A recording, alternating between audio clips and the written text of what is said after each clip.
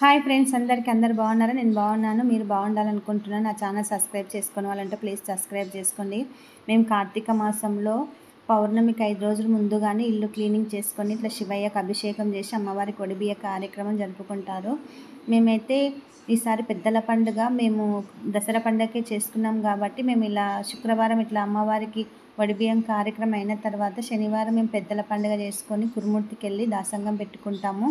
అయితే ఈసారి ఇంకా అలా లేదు కాబట్టి మేము ఇంకా డైరెక్ట్గా వెళ్ళి దాసంగం దర్శనం చేసుకొని వస్తాము. అమ్మవారికి అయితే వడిబియ్యం ఇచ్చిన తర్వాత మేము మళ్ళీ అయ్యవారు వచ్చేసి మీరు వడి నించుకోండి అమ్మవారికి అని లోపల గర్భగుడిలో పంపించకుండా ఇంక గుడిలోనే వేరే దగ్గర ఉంటుంది అమ్మవారు. అక్కడ వెళ్ళి అందరు ఎవరు తెచ్చిన వాళ్ళు వాళ్ళకి స్తోమతకు మించి ఇలా చీరలు ఇచ్చి ఇలా అమ్మవారికి వడిబియ్యం నించిన తర్వాత మాకు కుంకుమార్చన కార్యక్రమం కూడా అయిపోతుంది. అంతవరకు లోపల అలంకరణ చేసి అమ్మవారికి పెద్ద హారతి ఇచ్చినాక మేము ఇచ్చిన బియ్యం ఉంటాయి కదా, అవి మళ్ళీ మాకు కొన్ని పెట్టేసి పూలు పండ్లు తాంబూలం ఇచ్చి ఆశీర్వదిస్తారు.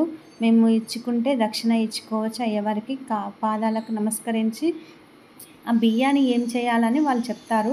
బియ్యం కొన్ని ప్రసాదంగా వండుకొని ఇంట్లో వాళ్ళు తినాలి, మిగతాది ఉంటే కొన్ని బీరువాలో పెట్టుకోండి అని మనకు చెప్తారు. ఫస్ట్ శుక్రవారం రోజు కట్టించిన చీరలు ఉంటాయి కదా అమ్మవారికి, అవి ఇక్కడ పెట్టేసి అమ్ముతూ ఉంటారు. ఎవరికి నచ్చిన చీర వాళ్ళు తీసుకొని వెళ్ళిపోవచ్చు అని మైక్లో చెప్తారు. ప్రతి ఒక్కరు తీసుకొని వెళ్తారు. Bye friends, please